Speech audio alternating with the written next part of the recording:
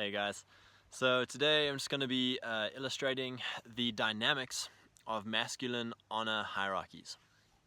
We are all part of churches, businesses, sports teams, political parties. Every group that we are a part of, we find a hierarchy developing, right? So men are always sorting themselves into hierarchies in their groups. What we find about the masculine is that we want a mission to accomplish. So first of all, our groups are defined by a mission. So you join a sports team, the mission is we're going to win the league. The mission is I want to have fun. The mission is I want to play great, whatever your sport is, right? There's an underlying mission that you are drawn to join that team, right? Same with the business. Your mission could be I want to make money, I want to introduce a product, I want to serve these people, I want to change something about my community through my business. With the church, your mission is to bring heaven to earth. Your mission is to encourage people. The mission of a political party is to gain control of the machinery of government to enact your policies, to enact your ideology. So we have mission accomplishment as the core reason for gathering together as men. So now that we have a mission to accomplish, we gather together. And now within that gathering, right, we now start sizing each other up into a hierarchy. How do we do that? Jack Donovan has a great book called The Way of Men, in which he outlines the three base masculine traits: strength versus weakness, courage versus cowardice, and mastery versus incompetence. Those are the three masculine traits that we size each other up on, right? That's what we are judging each other on when it comes to accomplishing a mission. You know, so you join any group, and who are the men who get the most honor in a group? It's the men who bring more strength to the mission, who bring more courage to the mission, who bring more mastery to the mission, right? They have more honor in the group because they're more important to the mission, more valuable to the mission. A lot of people would say status chasing is sinful. And it's like, no, pride is sinful. But honor is a very biblical concept, right? Give honor to those who are due honor. And what a lot of times happens is in our egalitarian equality is everything society, any man who has more honor than another is vilified, is torn down, because we have a role inversion, right? So the feminine priority of any group is survival. The way you have survival is relationship. So men find their hierarchy through being sized up by other men according to their strength, their courage, and their mastery. Women find their status in a hierarchy as attached to their husband or their father. And so relationships become the number one means of survival in a group. At its very base, being kicked out of a group in a very primal way means death. If you get kicked out of the group as a lady, you starve and you have no one to protect you and you die. That's why social shaming, social rejection is such a primary tool of maintaining order, maintaining relationships in a group. Whereas for men, it's like, I'm not here for relationships, I'm here to achieve the mission. And so if you don't like me, that's secondary to whether you respect me or not. And what you start to pick out is the interactions, the dynamics between the players. This one guy consistently is like, oh my gosh, this guy's a douche. Like, no one likes him. You can see no one likes him. Yet, he brings such immense strength, courage, and mastery to the accomplishment of the mission for the team that it's like, yep, get on board, buddy, let's go win this title. And that's a very masculine trait. In a military sense, it's salute the rank, not the man. If the man is a really good officer, you salute the rank, not the man. Because it's like, is he gonna accomplish us the mission? Whereas the feminine imperative in a group is all about likability. Because if they like me, they're not gonna kick me out the group. And so what we find is an inversion of the masculine and the feminine in our current society. Women are taught that in order to be valuable in society, they have to take on the masculine traits of strength, of courage, and of mastery, right? So they become strong independent woman in order to survive in this male-dominated world. And likewise, the men are taught to take on the feminine traits. So the feminine traits are beauty versus ugliness, obedience versus rebellion, and helpfulness versus independence. And so often what you find is these men who have no strength, have no courage, and have no mastery, but instead they care very much about their beauty and what they look like and their appearances, and they care about being very obedient to the system, and they care very much about helping women fulfill their calling, fulfill their purpose. You know, you hear a lot of times like, oh, I support my wife, you know, I'm very supportive of my wife's ministry or of my wife's work. And the men are very you know, relationship first, guys, relationship before function, or friendship before function, guys. And this very feminized dynamic starts happening around the men, in that you cannot tolerate strong, courageous, and masterful men, because they're dangerous to the relationships of the group, to the relational harmony and stability of the group. And so now we move into the roles within a masculine hierarchy. So a lot of people are familiar with the whole alpha and beta, you know, like people will be like, oh, he's an alpha, like that dude's a jock, he's an alpha, and like, you know, some nerdy guy's a beta. You know, that language has been around for a while. Vox Day has a great insight into what he calls the social sexual hierarchy. And he outlines 6 archetypes that form in and around every hierarchy. And so with each archetype, you know, we are predominantly drawn towards one archetype.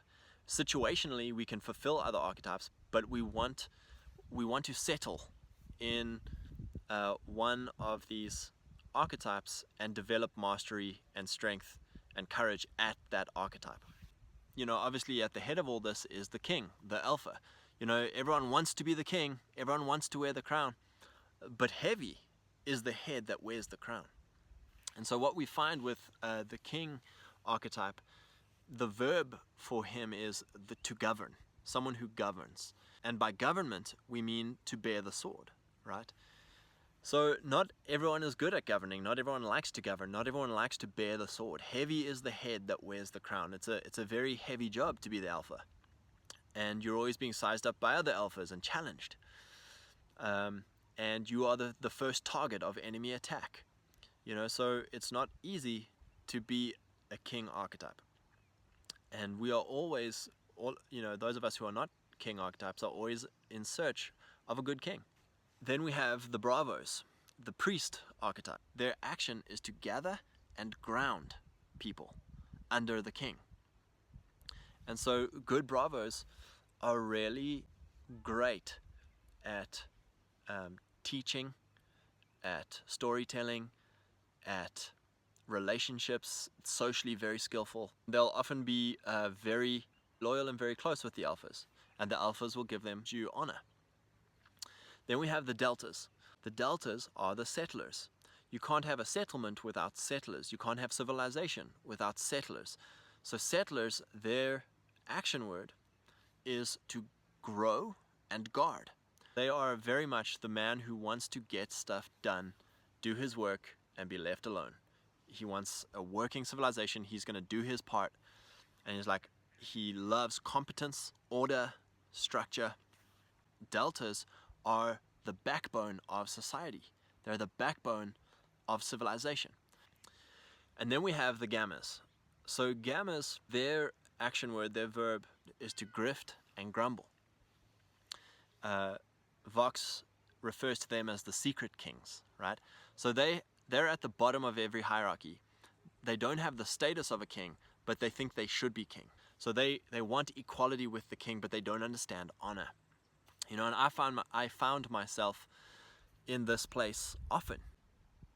Everywhere you go, you think like, hey, I've got a better way to do this. I've got a better idea to do this. But you don't have the status, you don't have the honor to either have the voice or to have the opportunity to work those out. And so instead of saying, okay, I get it, like I don't have the honor, I need to work I need to work at being strong, I need to work at being courageous, I need to work at being masterful, so that I can gain the ear, so that I can gain the opportunity to work this out. Instead, you just grift and grumble. You grumble against the king, you grumble against the bravos, you grumble against the deltas. To grift means to shapeshift, right? To feel which way the wind is blowing and then go that way and pretend that you are what everybody wants to be. In our culture, almost every young guy enters life as a gamma, because we have been told from young that you're the next astronaut, you're the next president, you're the next, all things that are hugely high honor. But then we're told there's no such thing as honor, like that's pride, you know, everyone's equal, everyone has a say, the weak should have a voice. And it's like, so now I'm the king, I should be a king, and also I don't owe the real king's honor. So poof, you now have this huge like disconnect in all these young guys coming up, myself included, that it's like, I'm the secret king, like I'm the guy who should be running this place. And so that's the gamma. Those are the four archetypes within the hierarchy. Then outside the hierarchy are two archetypes. The prophet, or the sigma, whose action verb is to guide. They are a guide because they are outside the hierarchy. They are not subject to the forces that make them conform to the hierarchy. So we have this archetype that is free from the forces of the hierarchy and therefore can speak into the hierarchy. So the prophet, you'll often find, has no desire to fit in to the hierarchy, yet they have a higher status. They've developed strength, they've developed courage, they've developed mastery, and so therefore they're given an ear to the high status king or the high status priests. Then we have the outcast, who, similar to the prophet, doesn't care for hierarchy, doesn't care for status, doesn't care for the rules applied within the hierarchy. So they are outside the hierarchy, however they don't have the status of the prophet, and so therefore their action word, their verb is to ghost, right? They just ghost on society, happy to just go live their own life and never be seen, never be part of any hierarchy. So those are your 6 basic archetypes in and around every masculine hierarchy. A lot of people will be like, oh man, I really want to be this, or I want to be that. There's this desire to start, you know, I want to be the king. I want to be the king of the hierarchy. And if I can't be the king, I'm going to be the prophet. I'm going to be the maverick who goes and does his own thing. One of the biggest freedoms in life comes from throwing off the shackles of who you think you should be and who the world is telling you to be. And really figuring out, God, who have you made me to be? You know, if you've made me to be a delta, if you've made me to be a bravo, if you've made me to be an alpha, made me to be a sigma. Because I believe that those 4 are all the healthy, positive archetype. I don't think God meant for anyone to be a gamma or be an omega. So a lot of this can be a lot of your role anxiety, and a lot of that can be understood when you really go, all right, Lord, like what is the mission you've put on my heart to accomplish? Because then you're going to be in the right group. So like a lot of churches struggle to retain strong, courageous, and masterful men because they're not a mission-focused church, they're a relationship-focused church.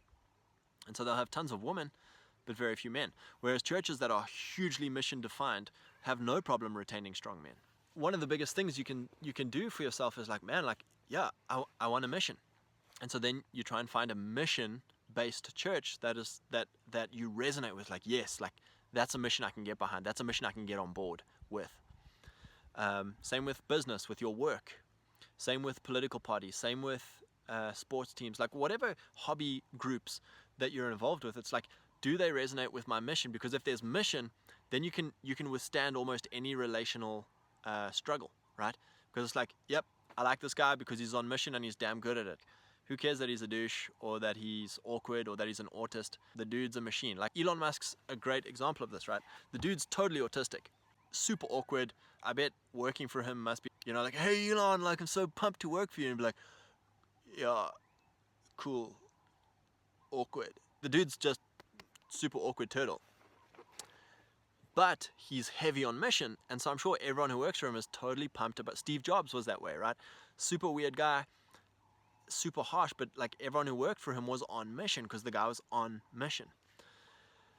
And so one of the biggest things to us figuring it out is, number one, figuring out our mission, because then we can start gravitating to groups that we resonate with.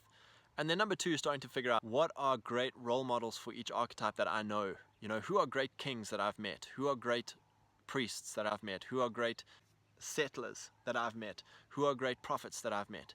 Who do I resonate with most? You know, what are the things I need to do to become great and high honor at my role within the hierarchy? So great examples for me of the king archetype is Donald, right? Heavy as the head that wears the crown, and like you can just see he's energized by conflict. You know, he loves conflict, and like if you don't love conflict, you're probably not a king. If you're not energized by conflict, you're probably not a king, right? People look to you as the king for direction through challenge, for direction through enemy attack. In our families, as the husband or the father, we are called to be the king of our family unit. There's nothing more discouraging than being attacked, your group being attacked, and the person who's supposed to be the king shrinking away from battle or showing cowardice. For the king, is he energized by conflict? And I don't mean this in a way of like the guy who wants to go and fight with everybody, but if that's the case, like the dude's probably a king who's frustrated and he hasn't been pushed into either forming his own group or building enough honor to be given responsibility.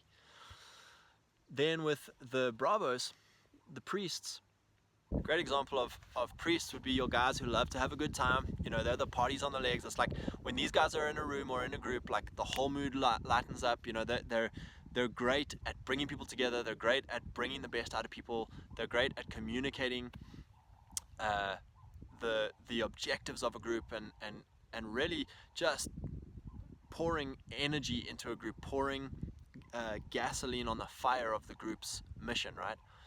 And so often these guys will be put into the place of the king because, like, well, he's the extroverted leader, but they don't, you know, because they love everybody, they don't want to bear the sword, and so they find it hard to execute judgment in a group, execute justice in a group. So that's a great distinction between the priest and the king, the bravo and the alpha, is that the bravo is a great leader, he's a great communicator, he's a great gatherer, but really, if possible, does not want to bear the sword, does not want to wear the crown. And then great deltas are your unassuming guys who a lot of the times are very masterful, very strong, very courageous, but in a quiet way. You know, they don't want the spotlight, they don't want the stage, they just want things done right. And if you want something done right, do it yourself. Like, it's that kind of mentality of like, I'm here, I'm going to do it right. You'll find these guys, as they grow older and older, they just keep accumulating more and more and more and more strength and courage and mastery. And so a lot of times older deltas are also pushed into places of leadership because they're the most competent guy around, right? They value competence so much that they themselves just become more and more and more competent. And again, they'll get the job done, but they struggle with wearing the crown because if you want something done right, do it yourself. You know, they struggle to delegate, they struggle to incorporate the rest of the group. They're like, I'm gonna get my thing done, you get your thing done. Like, that's the mentality of a good delta, is like, hey, I'm gonna settle my acre, you settle your acre, and if we all settle things together, this will be a civilization. Like, don't make me responsible for your acre too. Deltas hate getting lumped with someone else's incompetence. And then the prophet, the sigma, they speak into the lives of people, but they have no desire to gain honor within most groups. You know, so often they're happy to be part of groups, but they don't want to be shackled down by a group.